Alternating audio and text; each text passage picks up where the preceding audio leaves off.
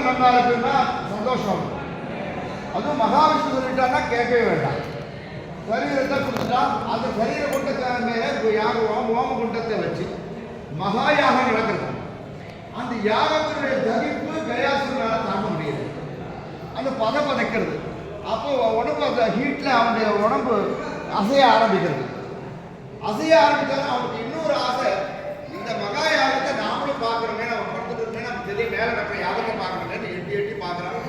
யாகம் விழுற மாதிரி கீழே விழுந்துடும் போது ஒரு சூழல் ஏற்பட எல்லாரும் வந்து மகாவிஷ்ணு பார்க்குறான். மகாவிஷ்ணு சொல்ற, இந்த கயாசுரா அப்படி நீ வந்து தலையை தொட்டி பார்க்காத, நீ பார்க்கறதுனால யாகம் கூட்டம் கலைஞ்சா யாகம் கெட்டு போயிடும். அதனால உன்னோட தலைமையில நான் என்னுடைய திருவடியை வைக்க போறேன். நீ வந்து நீ சந்தோஷமா மோட்ச பிராப்தி அடைஞ்சு யாகம் நடக்கட்டும்னு சொல்றாரு மகாவிஷ்ணு.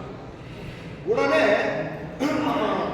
கயாசுரன் சொல்றான், சந்தோஷம், நான் எனக்கு இதை விட எனக்கு என்ன பெரியப்பா, உன்னோட திருவடியை தலைமையில வைக்க போறேன், இதை விட எனக்கு என்ன பாக்கியம். ஆனா எனக்கு ஒரு வரவு. என்ன வரும்? கலியுகத்திலே யாரெல்லாம் என் தலைமையில நீ வச்ச திருவிடிகளை பிண்டம் போடுகிறார்களோ அவருடைய 21 தலைமுறைகளை என் மோட்சகதியா கொடுக்குறேன்னு எனக்கு வரம் கொடுக்கும் அப்படின்னு கேட்கிறான். அப்போ கூட அவன் வந்து இந்த வருங்கால ஜனங்கள்லாம் சந்தோஷப்படணும்னு அந்த கயாசு அப்படி ஒரு அற்புதமான ஒரு வரத்தை வாங்குறான். அதனால்தான் அந்த விஷ்ணு பாதத்தில் பிண்டம் போட்டா நம்முடைய 21 தலைமுறைகள்.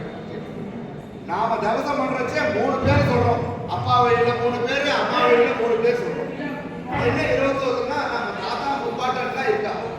அந்த முப்பாட்டன்களுக்குலாம் 10 பேர் 15 பேர் அந்த காலத்துல பிறக்க குழந்தைங்க. அந்த கிளைகள்லாம் ஆலமரமாக 5 பேர் கிடக்குது. இந்த இதெல்லாம் அடையாளம் எப்படி காமிக்கிறோம்னா கோத்திரத்தை சொல்லிதான் நாம் சகோதரத்தை வச்சு தெரிந்து கொள்கிறோம். ஏன்னா தாத்தாக்கு 10 பிள்ளை இருந்து அம்மாவாளுக்கு 10 பிள்ளை இருந்து நம்ம உறவுகளை கண்டுபிடிக்கிறது கஷ்டம். கோத்திரத்திற்கு தான் சகோதரத்துவம் தெரியும். அந்த சகோதரத்து வழியில அந்த கோத்திரத்தை சொல்லி அந்த நம்முடைய சந்ததியை தெரிஞ்சுக்கிறோம். அப்படி அந்த கோத்திரத்திலே அகால மரணம் அடைந்திருக்கலாம், வயிற்றிலே சிசுவாக இறந்திருக்கலாம், சன்னியாசம் போயிருக்கலாம், எங்கேயோ வெளியூருக்கு போய் திரும்பி வராமல் இருந்திருக்கலாம், குழந்தைகள் இல்லாமல் போயிருக்கலாம். அந்த பித்ருக்களுக்கெல்லாம் மோட்சமாகும். இல்லைன்னா அந்த பித்ருக்கள் எல்லாம் அலையும். அப்போ எந்த அழைக்கிற அந்த பித்ருக்களுடைய கோத்திராதிகள் இருக்கின்றார்களோ அவர்களை எல்லாம் பித்ரு தோஷம் தட்டும். அப்போ ஜாதகம் போய் கேட்கணும், பித்ரு தோஷம் இருக்கு, புத்திரு தோஷம் இருக்குன்னா நாம தான் அப்போ நம்ம அவங்க தவசம் பண்றோமே, ஆத்துல அண்ணன் தம்பி 6 பேர்லாம் சேர்ந்து ஆக்கி விட்டதை வளர்த்து அப்படி பண்றோமே. பித்ருதோஷம் என்னன்னா இந்த நம்முடைய வம்சாவளியில இந்த மாதிரி ஏற்பட்ட மரணகாலங்களில் பண்ணாத விட்ட தவசங்கள் பொறுப்பில்லாமல் தவசம் பண்ணாத விட்டு போயிடலாம். அது அந்த குடும்பத்தை தாக்கும். அதனால அந்த தவசம் பண்ணாத வீடுகளில் அந்த அறைகிற அந்த ஆத்மாக்கள் இதையெல்லாம் அந்த கோத்திராதிகள் வந்து இந்த பூமியிலே வந்து சிராதம் பண்ணி அந்த விஷ்ணு பாதியில் கொண்டு அந்த பிண்டத்தை கொண்டு போய் போட்டாலானா அந்த குடும்பத்தில் இருக்க அந்த சர்வ பீடைகளும் போயிடும். அந்த புத்திருக்களுக்கெல்லாம் மோட்சமாயிடும். மோட்சமாயிட்டா பித்ருக்கடன்றது அந்த குடும்பத்துக்கு கிடையாது. இந்த கயா வந்து சாதாரணமா நடக்காது. எல்லா ஆசீர்வாதத்தால் தான் நடக்கும். நம்ம பெரியவர்களே பல பேர் இங்க வரல. எங்க அப்பா அம்மா வரல, கடைசியோட எங்க தாத்தா வந்த பாட்டியோட வரல. அவரு அரக்கோணம் தியாகி, சுதந்திர தியாகி. அவர் கயா காங்கிரஸ் நடந்தது. அப்ப கயாவுக்கு வந்த வரைச்சே இங்க வந்து ஒரு சிராதத்தை பண்ணிட்டு போனார். பிள்ளைகள் தங்களுக்கு பண்ணுவாளோ பண்ண மாட்டாளோ ஒரு நம்பிக்கை அந்த காலத்திலே இருக்குது அவளுக்கு.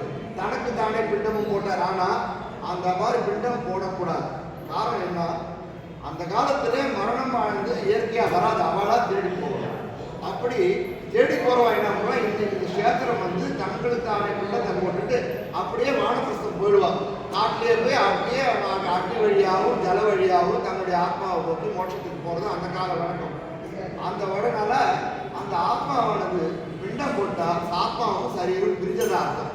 அந்த பிரிஞ்சு போன அப்புறம் இந்த சரீரம் எப்படி வீட்டுக்குள்ள போகும்? அதனால தனக்குத்தானே ஆத்மா பிண்டம் போட்டுக்கலாமான்னு ஒரு கேள்வி இருக்கிறது. அது தவறான கான்செப்ட் தான் இந்த இடத்துல சொல்ல வரும்.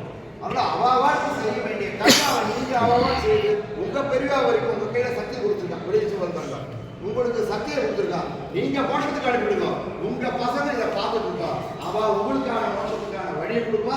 இல்ல நீங்க பண்ணி விட்டுட்டீங்க இல்லையா உங்க பெரியவா, ஐயோ நமக்கு பண்ண குழந்தை வந்துட்டு அதை எழுதி விடுவா. உங்க பிள்ளைங்க பண்ணணும் கூட அவசியம் இல்லை. எதையை பற்றி நினைக்காதீங்க. இந்த விஷ்ணு பாகவதத்தில் இந்த கஷேத்திர பெருமையை தெரிஞ்சுக்கிறது பெரிய பாக்கியம்.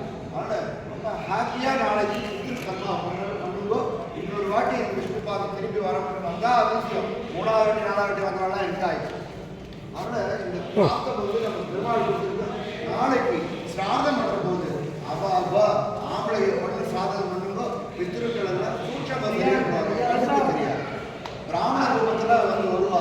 பிராமண ரூபத்தில் வருவான்னா எல்லா ரூபத்திலையும் ஆத்மா வருங்க. ஆனால் இறந்தப்ப அந்த ஆத்மாவுக்கு ஜாதி மதம் பேதங்கள் கிடையாது. ஆனால் அது சுத்த சரீரம் எதிர்பார்க்கும். அந்த சுத்த சரீரத்துக்கு தான்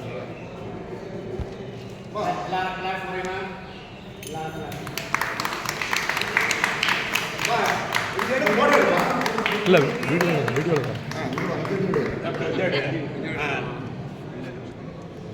எல்லாரும் நெக்ஸ்ட் அவரை ரிப்பீட்டாக